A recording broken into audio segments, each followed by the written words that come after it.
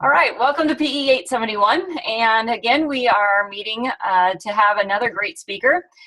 Paige Garringer is an adaptive physical education teacher in the Kearney Public School District. And we are actually going to start a little bit different than last week, where Mike just kind of started in on his presentation right away. Instead, we're going to open it up for just any questions that you may have as a practicing teacher in the regular setting related to adaptive physical education, or students with special needs that maybe you have questions about. And then she has a presentation ready, but at the same time, if you have questions or comments or anything like that that take up the whole time, we're going to do it that way instead. But again, she has other information that she can share too. So I'm going to open the floor up to the gallery view, so hopefully you can see more people on there. So if anybody has questions, you can have at it. Anything and everything goes. I guess I can start. I have a few kids with disabilities, and I do have some one-on-one time with them. Mm-hmm. I think what I want to do is make a group effort. I mean, they range from a lot of different ages, so I don't know if I have like a K through 2 and then a 3 through 6. But how should I go about that with my administration? Just bring it up to them and say, hey, I'd like 15 minutes or 30 minutes here, or what do you think? Yeah, that would be similar to the classes that the way that I provide my instruction. I think if you can have kids that are, more closely grouped in age, that probably is helpful. You don't have to either. If your availability only allows you to, maybe do one class, as long as you have maybe five kids, or I don't know how many that you do have, but there are some things that you can do to incorporate all the varying levels of skills that are there. So what do you think? I should just go to the administration and just talk to them? What if they say no? I mean, I don't think they would say no, but are there other routes I could go? I would think they would be open to that if you have time in your schedule, as long as you're not going to be not providing something else. I would think they would be very willing to let you, start that. Would those students also attend regular physical education? Yes, I would make sure they do that too. Yeah, and that is good too, if they're appropriate for that, because it's always good to have the non-disabled peer models for them as well.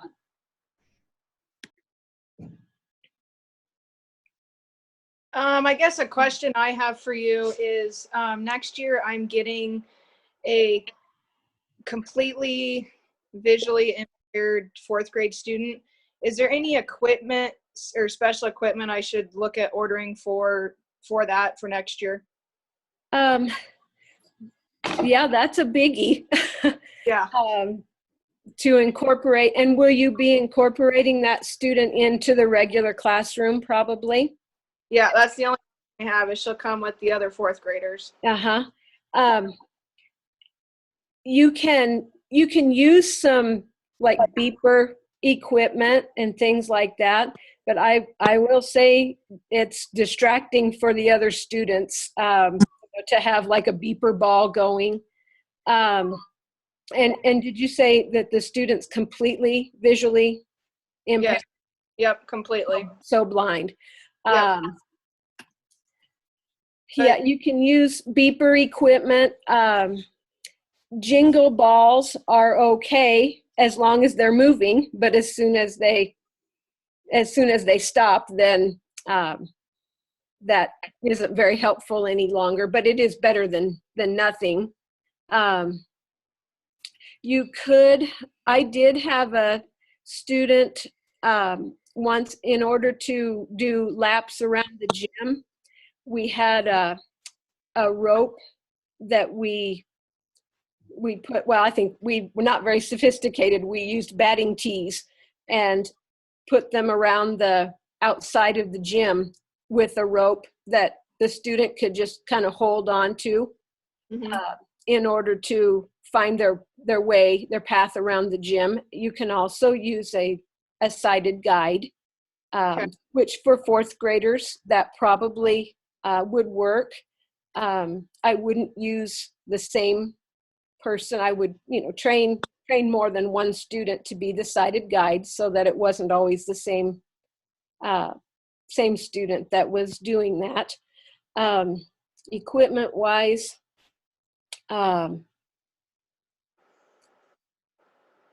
you could try, just some sensory type things that would, bumpy balls, which if she can't see it won't make any difference, but at least it would be accessing other senses when she's catching it or touching it.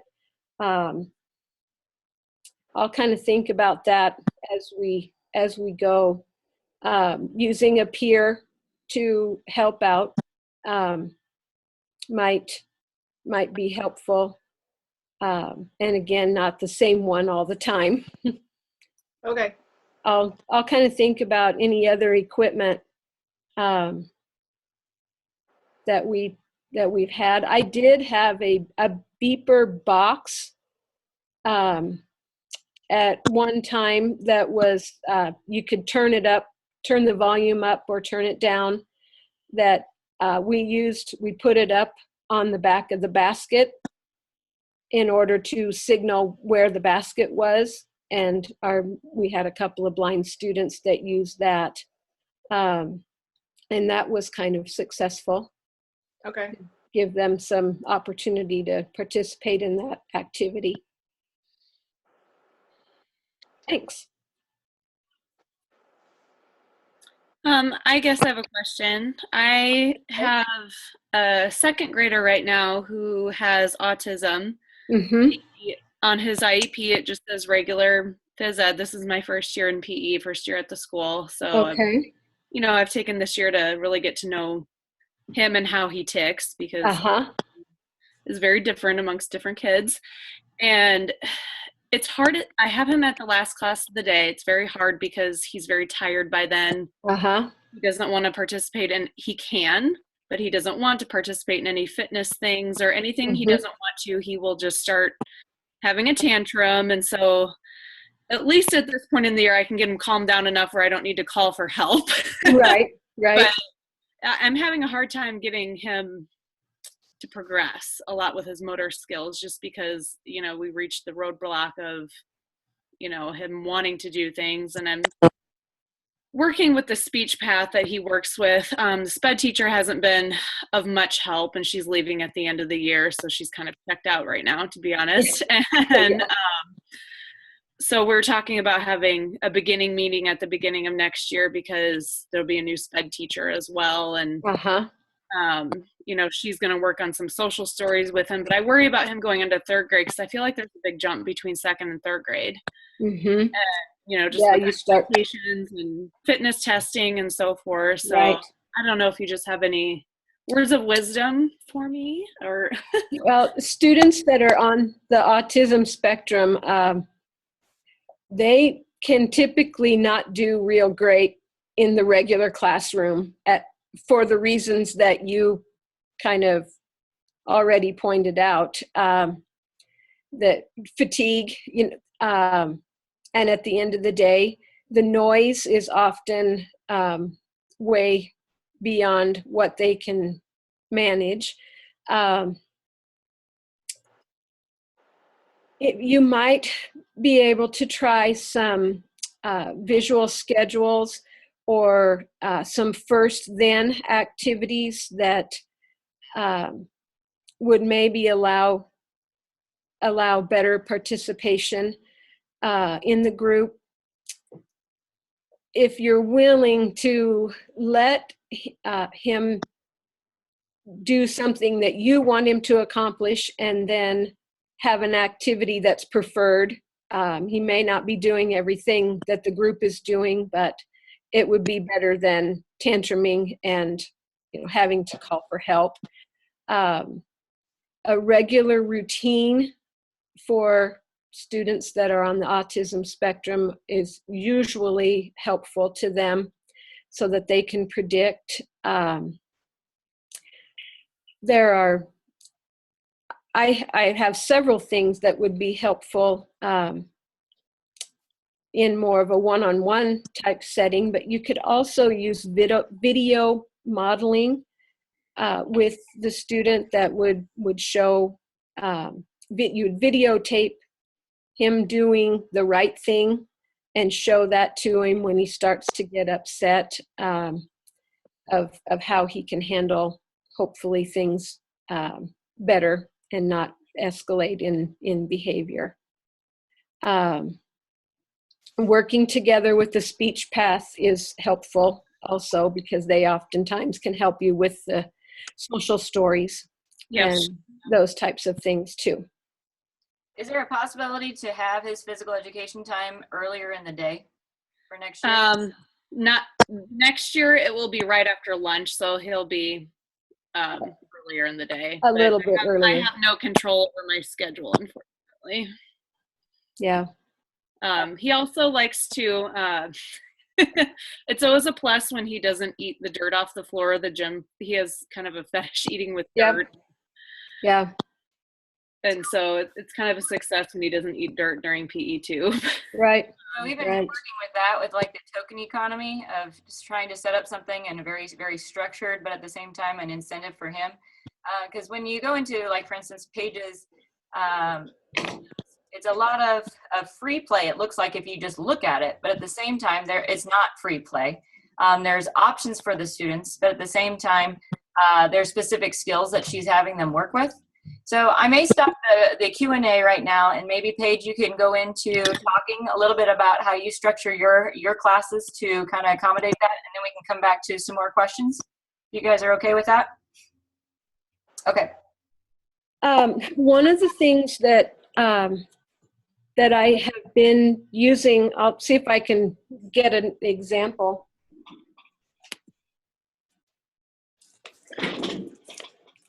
I don't know if you can see this or not, but this is what I would call a work schedule, where, and this is just 4 activities. This represents 4 activities, and then I'd have an envelope for each of the colored tags, and the student would take their tag off, starting from the left side, and then match it up to that envelope and do the activity that's inside the envelope.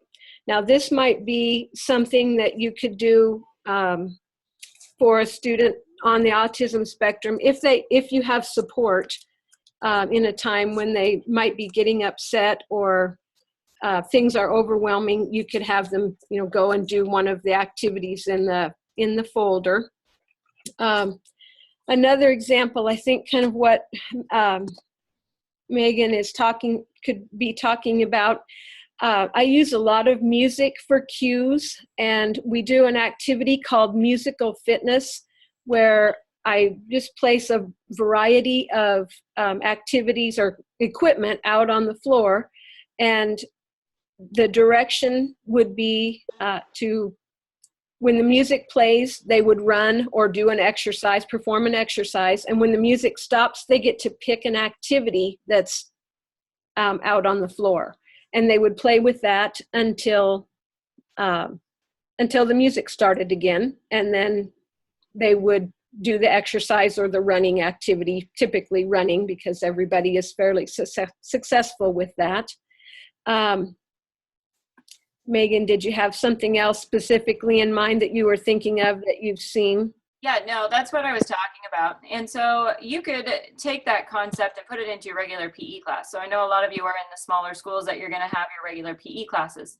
So maybe as a group discussion instead of me just talking, how could you take this concept of starting the music, stopping the music, doing an activity into the regular classroom that's successful for the student with special needs, and then also your other regular phys ed students? I think that'd be a great activity during warm-ups for elementary. Yeah. Good start. Let's expand a little bit more. Different stations. Have different stations in areas of the gym, and when the music's going, they're doing certain things, and then they can hustle to the next spot. Okay, good. Okay, so like a lot of times you're having probably some of your students working on specific skills. So let's say you're in your basketball unit, depending if you're at elementary to high school level, you're having them practice different skills, right? So maybe there are specific ones that you use Page's color codes on, and those are the ones that then the student with the special needs are going to specifically go to, and maybe there is a video there to help them understand exactly what they should be doing. Or so it's that integration piece of making it so the class is successful for the students that are able-bodied, but then those that might have some areas that they need to work a little bit more on. So maybe it's a less complex skill, because the less complex skill might be a simplified version of bouncing a ball. It may not be with a basketball, but it could be with a bouncy ball instead, or you're using the para to help you along those lines too. So Paige, do you have other ideas? I mean, I guess that's kind of where I'm going, because we do have a lot of students here that have that integration piece of all their students all at one time. Right. Well, let me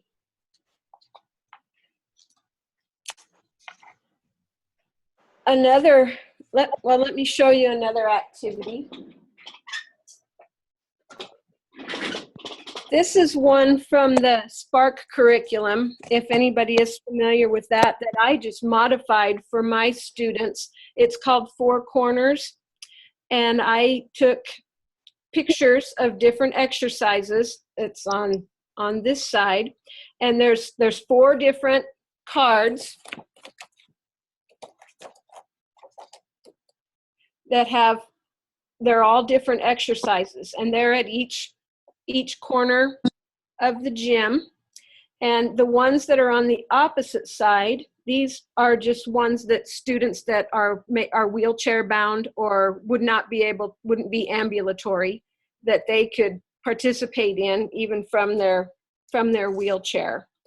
And these are at each corner of the gym, and the students start at whatever corner actually, and they do the activity that's at that corner, and then they would do a locomotor skill that would take them to the next corner, and they would do the first activity at that card. And ultimately, at the end of the activity, you would go around 4 times before you end the activity, or as far as you could in the time that you had for a warm-up. So that would be another good warm-up activity. I have also used, and I know there's a lot of different versions of an Uno fitness. I do have one that I use with 4 different exercises, one for color, and the students draw a card, and the number that's on their card, that's how many of that exercise that they do. And I do have visuals for that as well, that help the students to match up the activities. And your non-disabled students would not have to utilize the visual at that point, but they could. For kindergarten, that would be really an appropriate thing for them to do as well. Those types of things also help the students learn independence and being able to just function more independently in their experience in the gyms. Let's see. And I see everybody's head going forward every time you're showing some type of example. So I think if you have other examples, they may be interested in them. Well, I do have one other. I don't know if we'll be able to see it very well.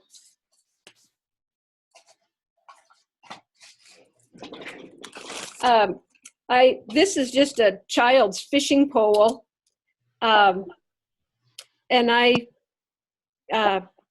I'll attach Velcro to the fishing weight, and then we have this neat little machine called a die cut machine that we can cut out shapes. And I just used a fish, and I put the Velcro on the back side of the fish with an exercise on the front side, and would just put them face down on the gym, and the kids fish then for their activities or their exercises that they do.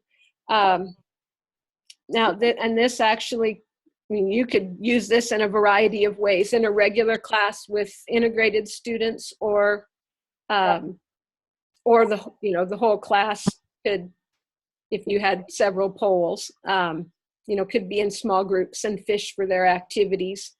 So anyway, that's another real popular thing that I'm always surprised how well the kids can do with learning how to cast when we do this activity.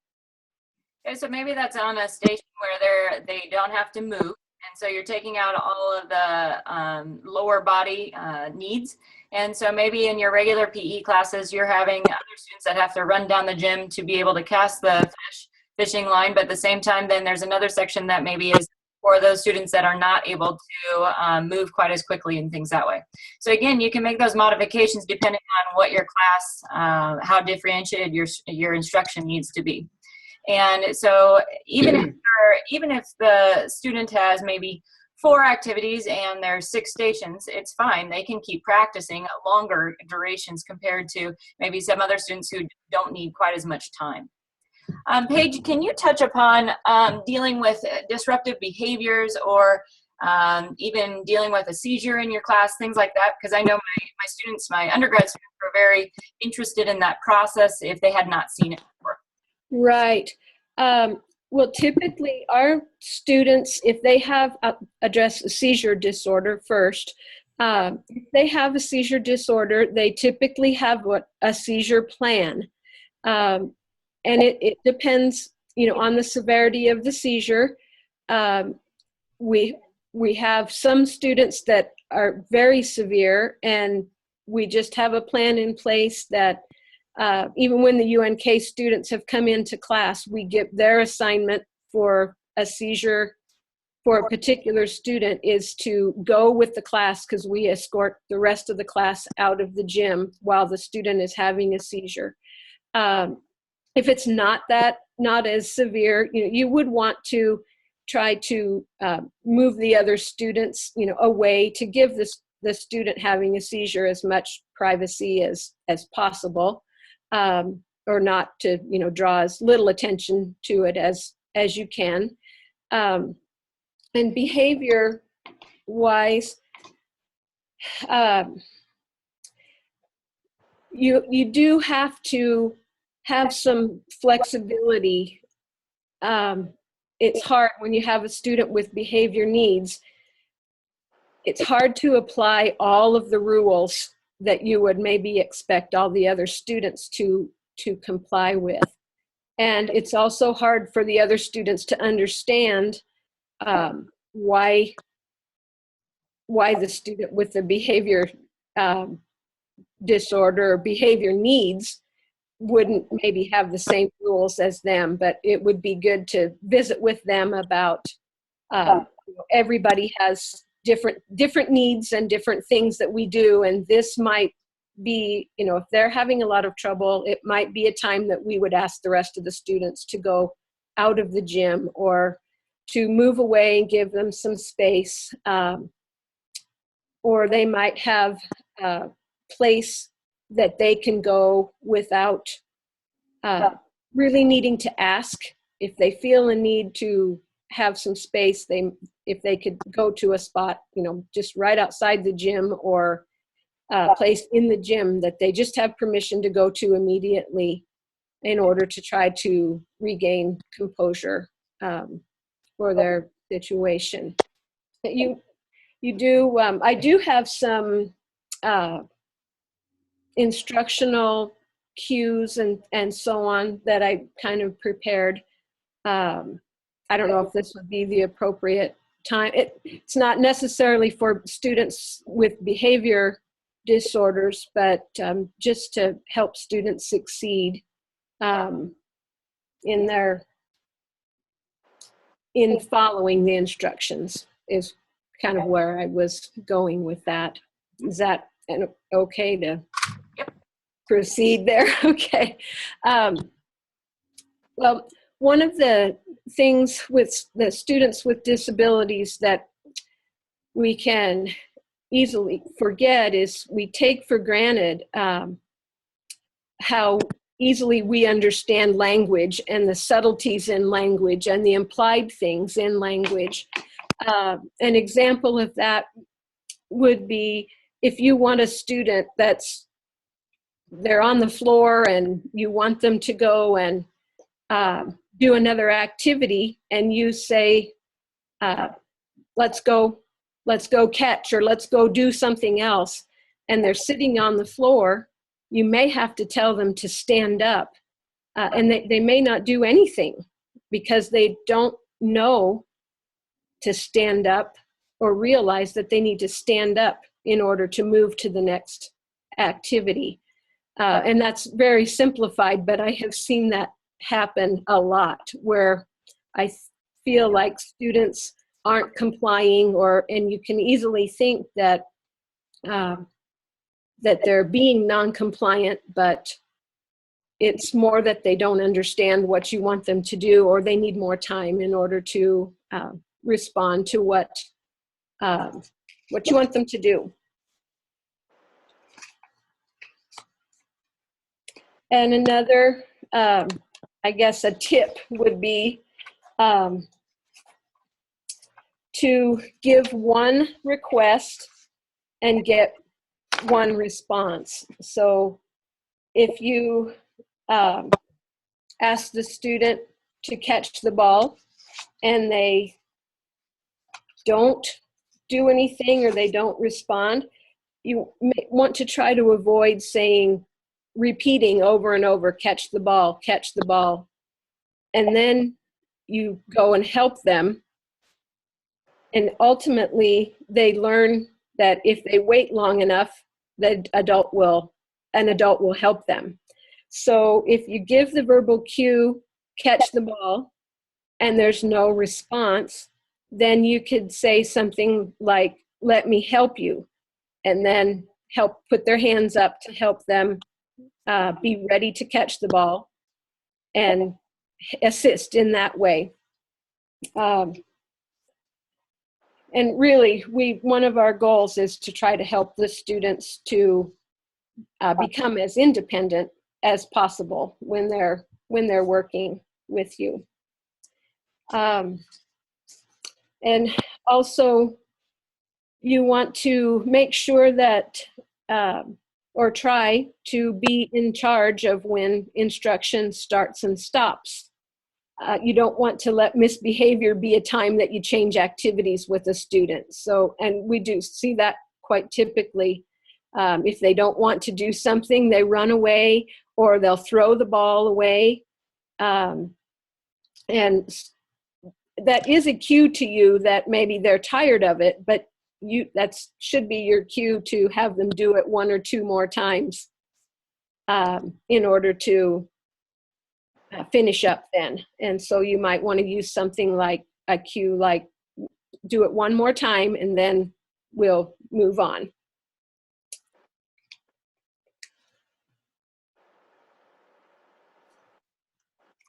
And one of the things that Megan talked with me about was just maybe tips.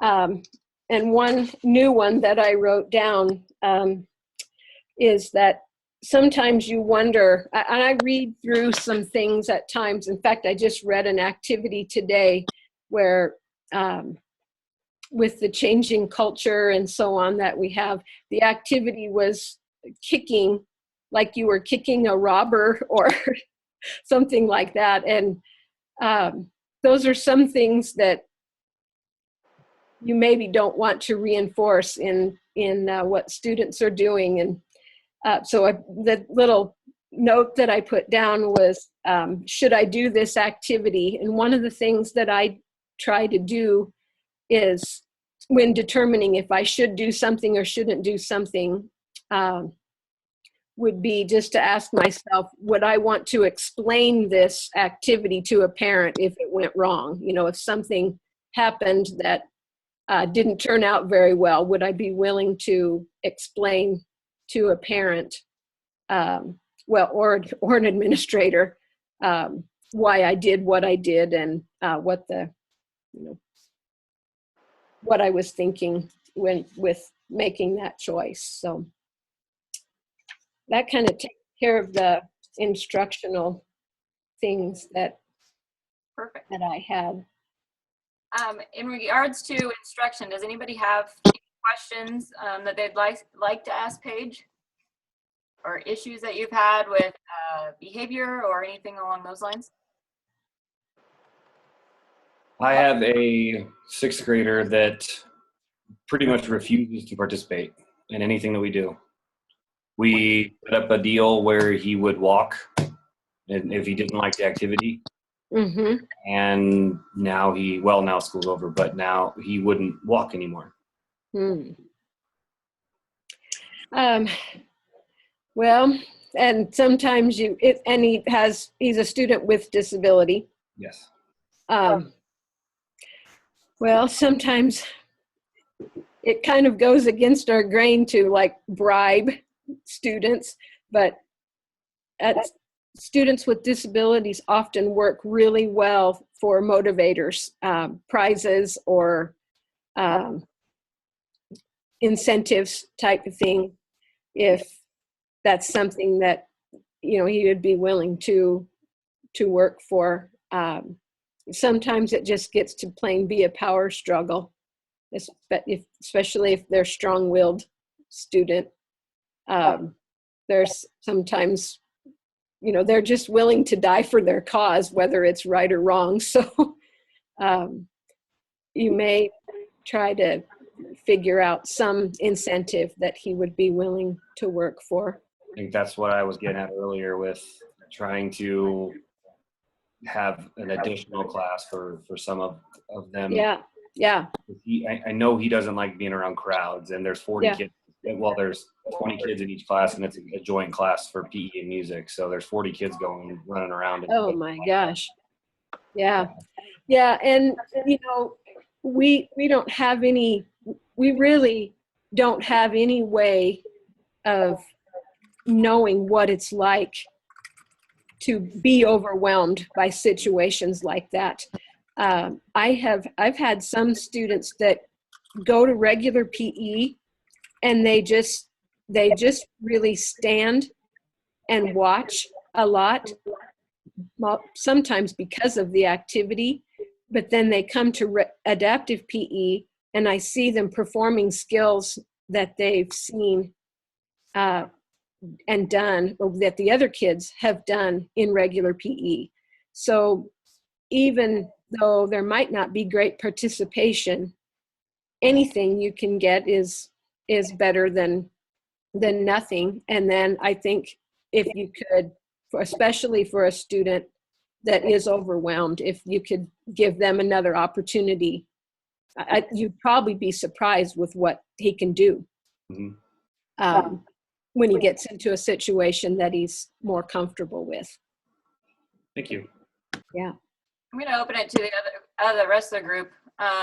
Jeff, do you want to kind of comment about what you just typed in? Yeah. Can you hear me? I can hear you. All right. We were just talking about motivating difficult kids, and this is my son William's watch. He just bought it, and it has the entire token economy built in. He's got chores on there. He can earn points, and it shows his activity and tells the time, of course. What else does it do for you? It has a stopwatch. Stopwatch. Yep. And he can do all those. It'll time his teeth brushing. I mean, you can take care of so many issues with just this one little $60 device. And I was very bummed it did not come in different sizes of wrists, because I got one for Claire and she's 11 and the size of her wrist was too big for the VivoFit Junior. There's a trick. You get the VivoFit 2 band, and then you can put the Junior inside of that band. Ah, shoot. Well, that's a good trick, but I ended up buying the regular one for, but I love it. Yeah. I would strongly encourage you to, if you have kids, that's awesome. If you have a little bit of a budget that you could do with just one student, like you're dealing with, Luke, that would be an awesome way to incentivize, because this day and age, everybody is really engrossed in their social media as well as the technology piece. Yeah. Well, and even your students with disabilities in the regular class, I just was thinking about the stopwatch. You know, you could let them be a timer if they can't participate in something. If it's just too much, have them time something for you, or just keep track of the class. Help them help you keep track of what's happening in the class, and just help them to buy in a little bit more of being a part of the group. And Do you ever run into other students in the class taking that as an advantage, where if they want to get out of an activity, but you've let other students do that? Well, now I have not taught regular physical education for several years now. So I don't have recent experiences with that, but often my response to that would be, that's not fair, they get to do that or whatever. And life's not fair that this student has difficulty learning, or it's hard, or try to just explain that that's just a difference, and this is your expectation, and they're doing what their expectations are. But yes, that does come up. I've even had teachers at times think that it wasn't appropriate to do special things for students with disabilities, that it wasn't fair to the rest of the kids. And so I kind of just go from there and say that's just the way it is. So, but try to just communicate to them that the differences, everybody has different things that they have to do at school. All right, Paige. Well, do you have any last closing things that you'd like to share with the group? I think I kind of got them. I would say that, I did want to share one new, I am not very techie, but one newer app that is available free is called Sounding Board. And it may be helpful to students on the spectrum, possibly. You can create communication boards, and they can select activities. If they can't speak, you can actually there's voice output in it. I just started messing with it tonight and created my first board. I have a student that can't use her arms, and she uses this program to indicate what activities that she wants to do in PE. She uses her nose to touch the picture, and it is really surprising the change. She has in the past has cried when she comes into PE, and just will sit and cry a lot of the period. And we have started using this, and she is much, much happier and has smiles, and just gives her an opportunity to express what she wants to do, and gives her an opportunity to communicate. So that was one that I wanted to share with you. And I also wanted to let you know that I have several of the little pictures that I used that I would be willing to share. I just cut them up. They're from a fitness bingo game in the Spark curriculum. And I just cut it up and on a copy and laminate them and stick them on different pictures. So I would certainly be willing to share. And if anybody wants any other ideas, or to visit more about any issue, I sure would be willing to do that. Perfect. Thank you very much. So in our modules, I've set up, so there's actually a Zoom area that the speakers have any other information or anything that they want to provide to the students. So I'll put your contact information there, but then also anything else that you want to send my way, I'll post up for the students too. Okay. That'd be perfect. Thank you. All right. Thank you. Okay. Thanks, Paige, for joining us tonight. Everybody else, go ahead and stay on for just another minute or so, and I'll let Paige. All right. Thank you. Thank you.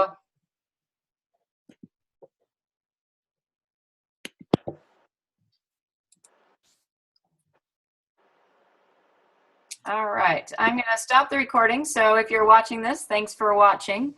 Well, actually, I'll keep it going in case anybody else has questions that they want to listen to. So this was our second speaker, and she has a different perspective just because she is working with only elementary ed, and it is in a specific adaptive PE setting. So she goes to all the elementary schools here in Kearney Public School and works with only the special needs students. And so those are the ones that are verified that have been placed into a special class. So just to kind of give you an idea of where her perspective was coming from.